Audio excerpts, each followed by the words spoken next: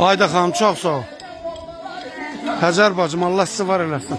Xoş gəlirsiniz bir daha Allah sizi var eləsin. Nədən o?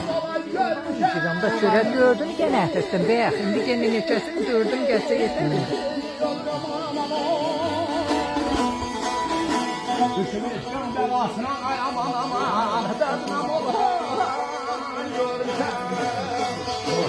Sen de sözlü de burada.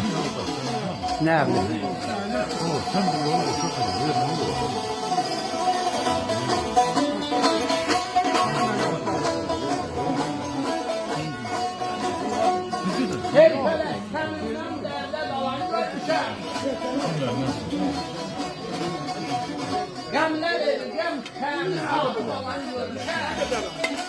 Annem 4 tane, 5 tane, 6 tane.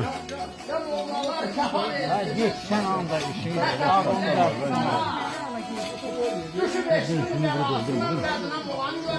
Sağ ol ay Zakir, sağ ol ömrüm günüm.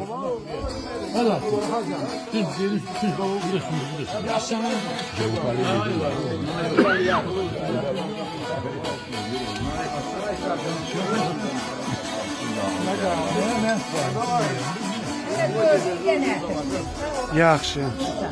Sarkazlarlar zelahi su vermese, Cəbbar olan murad almaz, sınıf könül hörmese.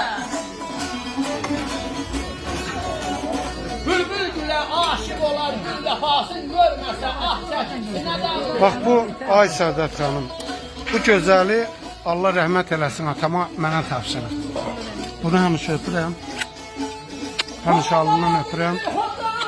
Allah bunu üstümüzdən əksik eləməsin. Bu mənim canımdır, qanımdır, damarımda axan qanımdır. Niyə? Niyə?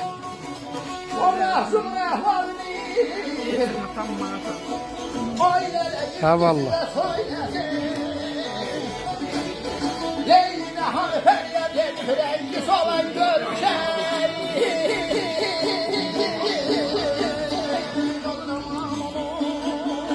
Görsem bu da. Yok. Salamıyla bu var.